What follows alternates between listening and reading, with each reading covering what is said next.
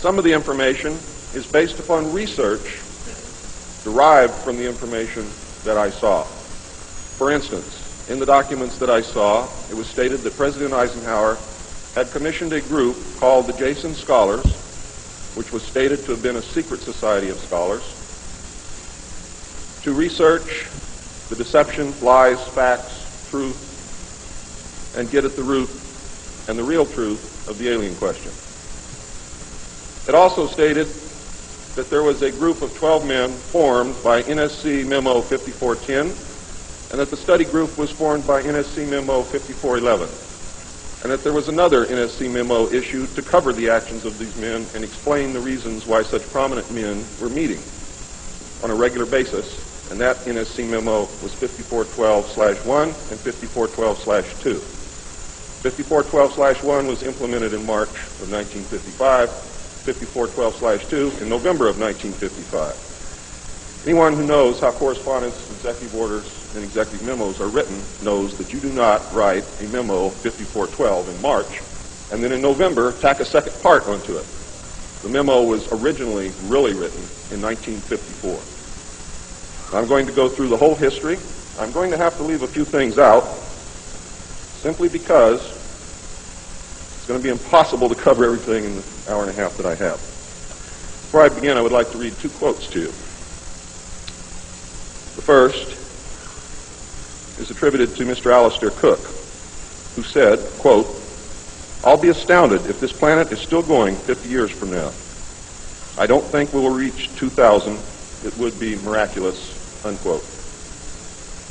Winston Churchill said, and I quote, "We seem to be moving, drifting, steadily against our will, against the will of every race and every people and every class, towards some hideous catastrophe.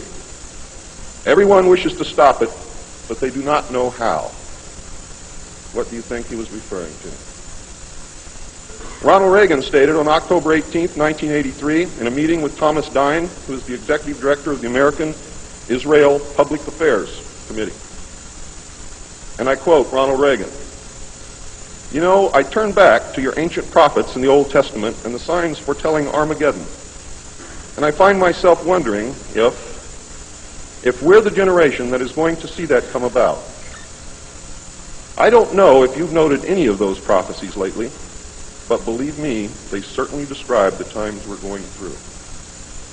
Now, ladies and gentlemen, during this talk that I'm going to give you, I'm going to explain to you the history of this phenomenon, who the secret government really is, and I will name them by name, beginning group, the study group.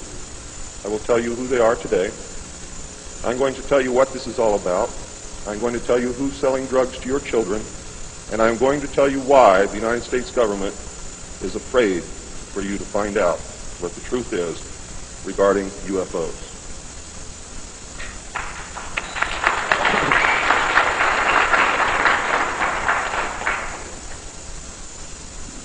I'm going to skip over the early saucer recoveries, but there are many more than what you would expect. The early saucers,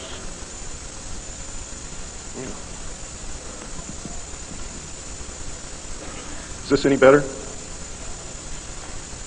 There were many more saucer crashes and downed craft than what you have realized. There were many more alien bodies recovered, and there were more live aliens recovered than what you are aware of.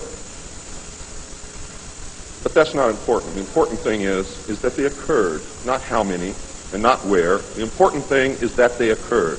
And those of you who want to argue over how many and where and how many bodies are wasting the time of everyone else, because that's not important. What's important is that they occurred. And there are two crashes that are so important that the government will go to any lengths to prevent you from finding out. And those are two crashes which occurred near the city of Aztec, New Mexico. Why? Because both of those crashed craft contained human body parts. And they are deathly afraid of a national panic.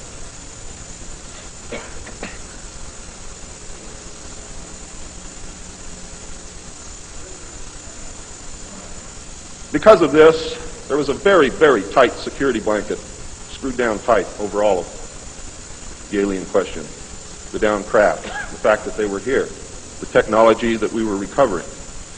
Some craft, strangely enough, were not damaged. at all. But we could not recognize anything that we had previously known as mechanical, electrical, hydraulic, or any other thing that we knew of, except eventually we discovered that the craft contained a small reactor approximately the size of a large football or a small basketball, which was said to be a clean reactor, and the craft, this particular craft, used or seemed to use water as fuel. Now, how that all works, I don't know. I am not a nuclear physicist. Thank God. A special group of America's top scientists were organized under the name Project Sign in December of 1947 to study the phenomenon. There was no such thing at that time as MJ-12. The whole nasty business was contained within the shroud of secrecy. Project Sign evolved into Project Grudge in December of 1948. A very low-level collection and disinformation project named Blue Book was formed under Grudge.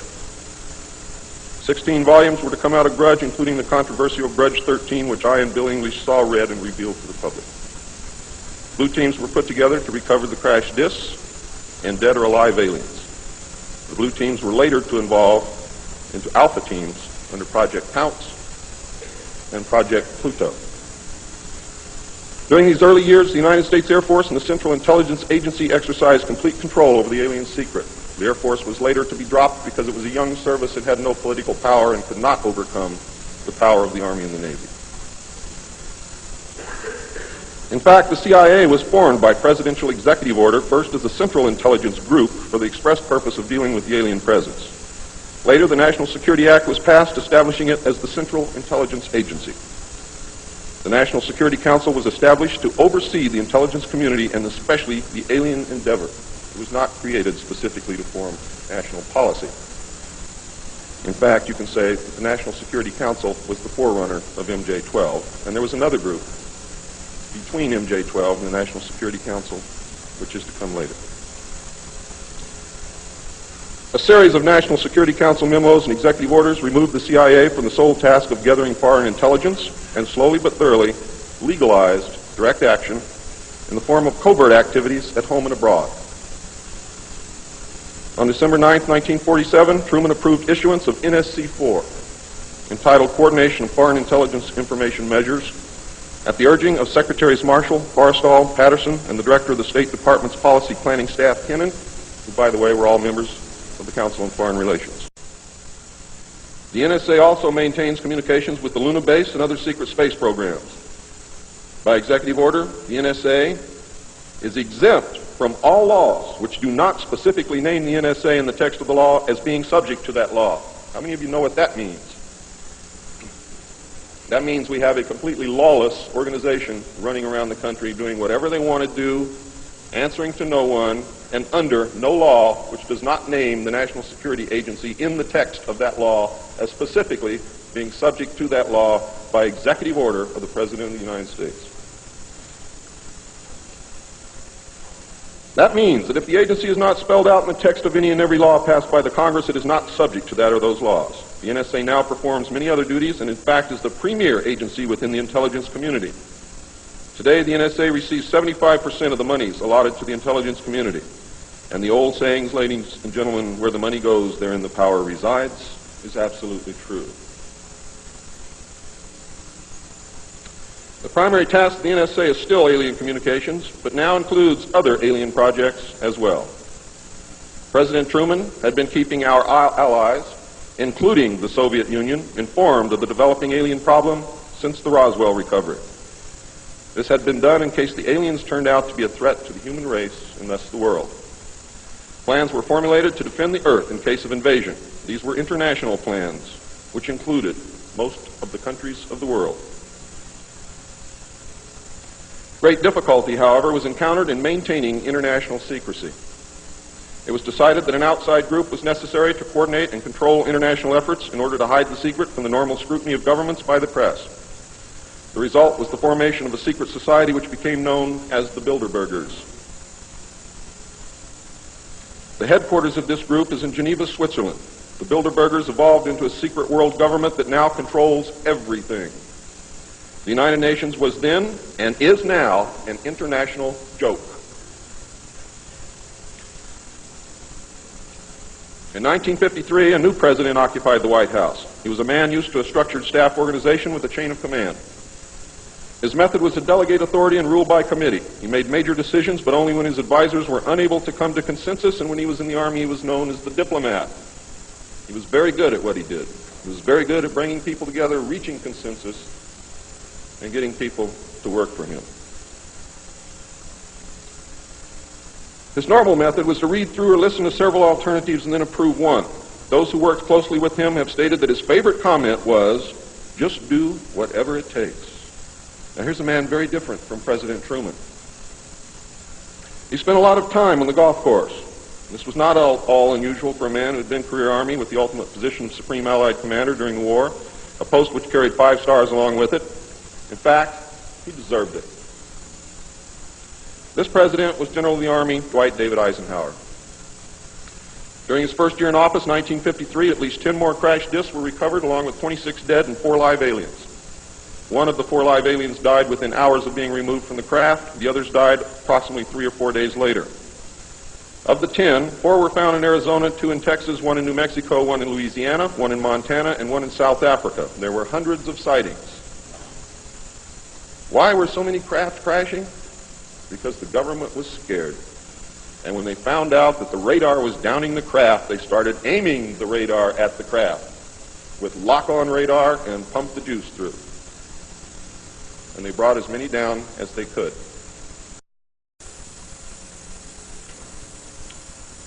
Eisenhower knew that he had to wrestle and beat the alien problem. He knew that he could not do it by revealing the secret to the Congress, because, in fact, isn't that the same as telling the public? Early in 1953, the new president turned to his friend and fellow member of the Council on Foreign Relations, Nelson Rockefeller, for help with the alien problem. Eisenhower and Rockefeller began planning the secret structure of alien task supervision, which was to become a reality within 1 year. The idea for MJ-12 was thus born. It was Nelson's uncle Winthrop Aldrich who had been crucial in convincing Eisenhower to even run for president.